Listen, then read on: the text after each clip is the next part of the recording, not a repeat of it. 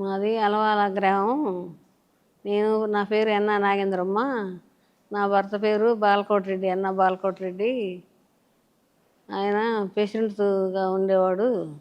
అది నచ్చక జనానికి వాకింగ్ పోయాడు. వాకింగ్ పోయినోడిని గొడ్డళ్ళు కొడవళ్ళు తీసుకొని నరికారు.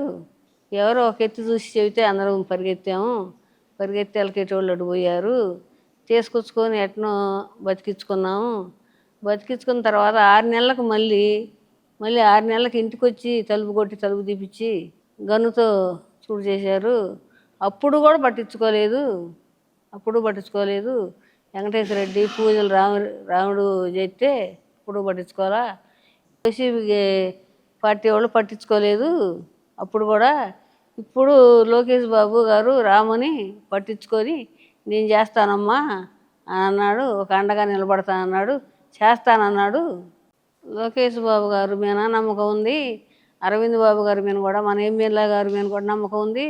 ఫస్ట్ నుంచి ఆయనే పట్టించుకొని మమ్మల్ని జాగ్రత్తగా చూసిన ఆయనేను అని నమ్మకం ఉంది ఆయన మీద కూడా. లోకేష్ బాబు గారు చేస్తానన్నాడు. ఆ నమ్మకం నాకున్నది, చేస్తాడని. ఎవరి మీద లేదు ఆ నమ్మకం, చేస్తాడు కూడా. ఆ నిందుల్ని చిచ్చుబడితే చేస్తారు అని నాకు ఆ నమ్మకం ఉంది. నా పేరు వెన్నా రామకృష్ణారెడ్డి, మాది అలవాల గ్రామం. మా పెదనాన్నగారి పేరు వెన్నా బాలకురెడ్డి. ఆయనకి సుదీర్ఘమైన రాజకీయ అనుభవం ఉంది. 40 సంవత్సరాల నుంచి తెలుగుదేశం పార్టీలో క్రియాశీలకంగా పనిచేస్తున్నారు. 3 సార్లు సర్పంచ్గాను, ఒకసారి మండలాధ్యక్షుడిగా పనిచేశారు. ఈయన పరపతి అనే ప్రజాదరణ ఓర్వలేని వైసీపీ పార్టీలోని కొందరు వ్యక్తులు ఆయనపై 2 సార్లు హత్యా ప్రయత్నం చేశారు. మొదటిసారి పమ్మె వెంకటేశ్వర రెడ్డి మరియు పూజల రాముడు అనే 2 వ్యక్తులు ఊరు బయట వాకింగ్కి వెళ్ళినప్పుడు కత్తులు గొడ్డలతో దాడి చేసి చనిపోయాడేమో కూడా వదిలేసి వెళ్ళిపోయారు. అదృష్టవశాత్తు మేము అప్పుడు బతికించుకోగలిగాం. అప్పుడు కేసు ఫైల్ చేసాం, కానీ కేసు ఫైల్ చేయడంలో చాలా ఒడిదుడుకులు ఫేస్ చేసాము. సరైన సపోర్ట్ దొరకలేదు. ప్లస్ కేసులో కూడా ఎలాంటి అభివృద్ధి లేదు. వాళ్ళకి సరైన శిక్ష పడలేదు.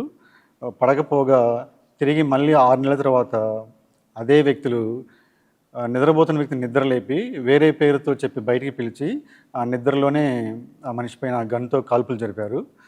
2 బుల్లెట్లు దిగడం జరిగింది. అప్పుడు హాస్పిటల్లో ట్రీట్మెంట్ పొందుతూ 20 రోజుల తర్వాత చనిపోవడం జరిగింది. అప్పుడు కేసు పెట్టాము.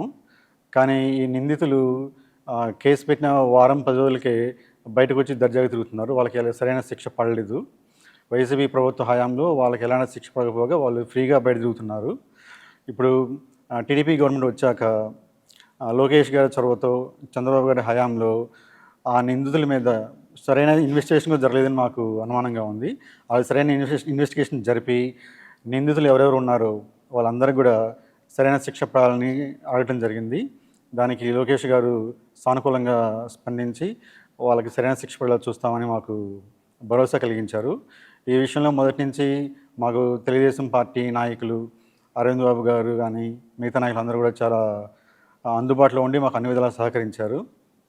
కానీ మేము కోరుకునేది ఒకటి, మా ఫ్యామిలీ తరఫున ఎవరైతే మా పెదనాన్న హత్యకు కారకులు అయ్యారో వాళ్ళందరూ కఠినంగా శిక్షించబడాలని కోరుకుంటున్నాం. దీనికి తెలుగుదేశం పార్టీ లోకేష్ గారు, చంద్రబాబు గారు సహకరిస్తారని మేము ఆశిస్తున్నాం. కుటుంబానికి ఆర్థికంగా మేము ప్రజెంట్ వెనకబడి ఉన్నాము. అంటే చాలా మనిషిని కోల్పోయాం కాబట్టి ఆర్థికంగా అన్ని విధాలు నష్టపోయి ఉన్నాము. అన్ని విధాలు లోకేష్ గారు మమ్మల్ని ఆదుకుంటామని మాట ఇచ్చారు. ఆ నమ్మకంతో ఉన్నాం.